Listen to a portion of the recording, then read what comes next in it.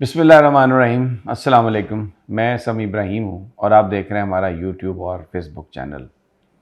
सियासत में इमरान खान ने जो छक्का मारा है पाकिस्तान की मुल्की सियासत में, उसने सूरत हाल को यकसर तब्दील कर दिया है। इस वक्त मुख्तलिफ जो सोचें हैं वो PDM के जो कायदीन हैं उनके जहनों में आ रही हैं और इसका पता हमें चल रहा है, क्योंकि जिन लोगों से भी हम बात करते हैं वो ये बताते हैं कि एक बड़ी सीरियस थिंकिंग शुरू हो गई है सियासतदानों में कि अब वक्त आ गया है कि वो भी अपने मामलात को सीधा करने के लिए कम अज़ कम एक वर्किंग रिलेशनशिप ज़रूर कायम करें। असम्बलियों में वापसी की बात करके जिस तरीके से राजा रियाज को आउट करने की बात की गई है और ये कोशिश की गई है इमरान खान की तरफ से कि किसी तरीके से जो केयर टेकर सेटअप हो वो ऐसा बने कि जो नून लीग की मर्ज़ी का ना हो। उसने जो नून लीगी कायदीन है या नून लीग के अंदर ये सोच पैदा की है कि सूरत हाल को सही तरीके से एनालाइज किया जा सके और एजेंसियों के हाथों मज़ीद इस्तेमाल नहीं होना चाहिए हमें। और इसमें पहल जो की है वो ख्वाजा साद रफ़ीक ने की है। उनके एक ट्वीट ने बड़ी एक हलचल मचाई है, जिसमें उन्होंने कहा कि पाकिस्तान का जो सियासी निज़ाम है वो चीचक ज़दा निज़ाम है और इसमें ख़ानदानी सियासत और इस्टेब्लिशमेंट के किरदार ने जो अवाम को हकीकी नुमाइंदों से महरूम कर रखा है और सियासत को दागदार किया हुआ है। अब ख्वाजा साहब की बहुत सारी बातों से बड़ा इख्तलाफ हो सकता है, आप कर सकते हैं, लेकिन ये उन्होंने जो बात कही है बड़ी दिल गुर्दे की और बड़ी हौसले की बात की। उनके ऊपर तनकीद भी बड़ी हुई है कि जी आप ख़ानदानी सियासत की बात करते हैं तो जिस पार्टी में आप हैं वहाँ पर क्या ख़ानदानी सियासत नहीं है? शरीफ ख़ानदान है सारा का सारा। बिल्कुल यह बात दुरुस्त है, लेकिन ख्वाजा साद रफ़ीक ने जो बात कही है पाकिस्तान के निज़ाम के हवाले से और उसको बेहतरी के लिए जो वे आउट उन्होंने दिया है उस पर सब मुत्तफ़िक हैं। फवाद चौधरी ने भी इस पर तजवीज़ ट्वीट किया और कहा कि इस बात को ज़रा गौर से सुना जाए। और इमरान खान जो बार बार ये मैसेज दे रहे हैं कि मैं सियासी तौर पर तो हर किसी के साथ बैठ सकता हूँ, लेकिन सिर्फ करप्शन के जो लोग खालिक हैं जिनके ऊपर इल्ज़ामात हैं उनके साथ नहीं बैठ सकता।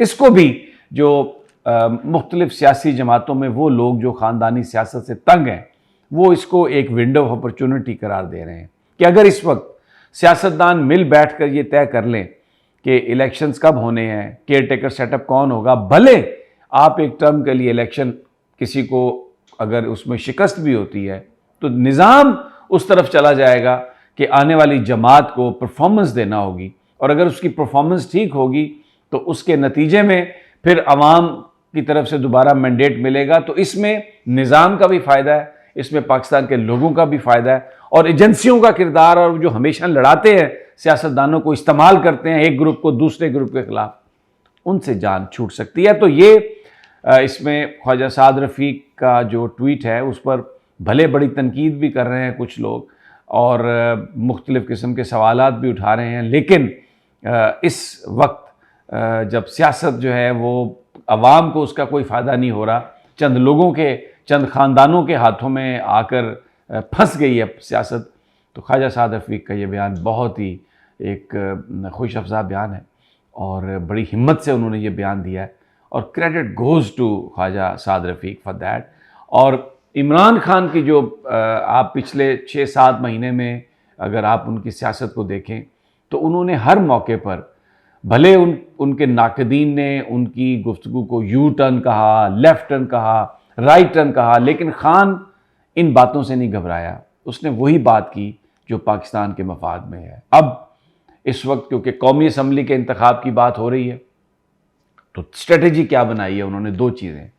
एक तो मुस्लिम लीग नून के अंदर कोई 8 से 10 MNAs ऐसे हैं जो PTI में आना चाहते हैं और उनका जो राब्ता है वो उनके राब्ताकार चौधरी परवेज़ इलाही हैं।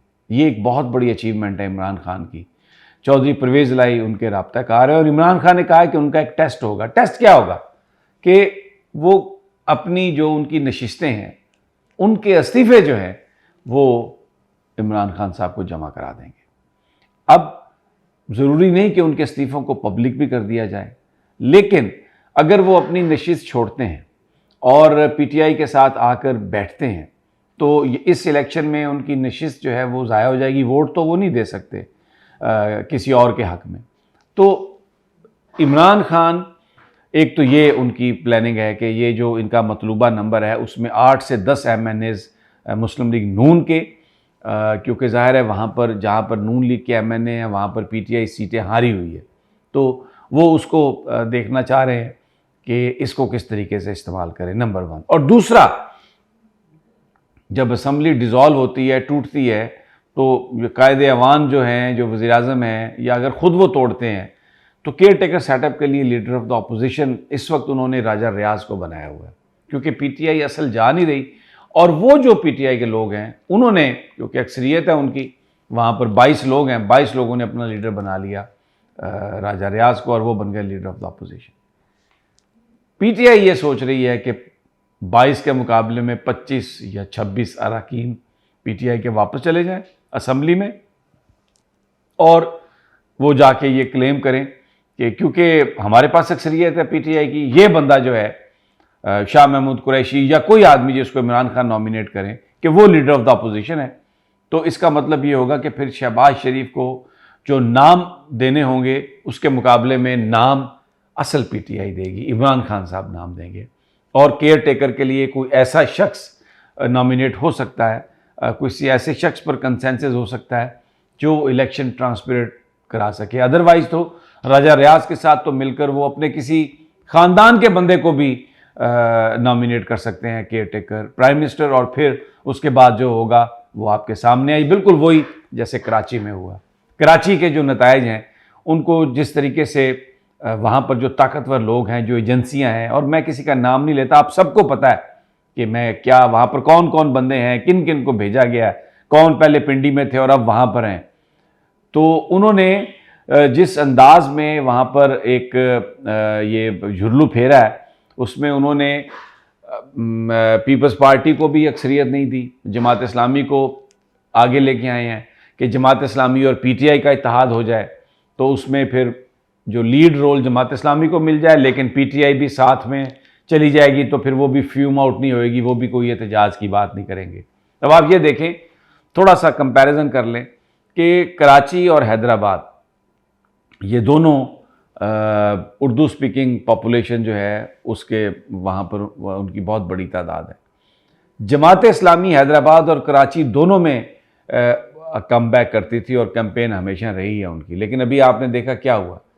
कराची में तो उनको इन्होंने सीट्स दिलवा दी हैं, लेकिन हैदराबाद में पीपल्स पार्टी के बाद दूसरे नंबर पर जो है वो तहरीक इंसाफ है, और जमात इस्लामी वहाँ पर कहीं हमें नज़र ही नहीं आ रही।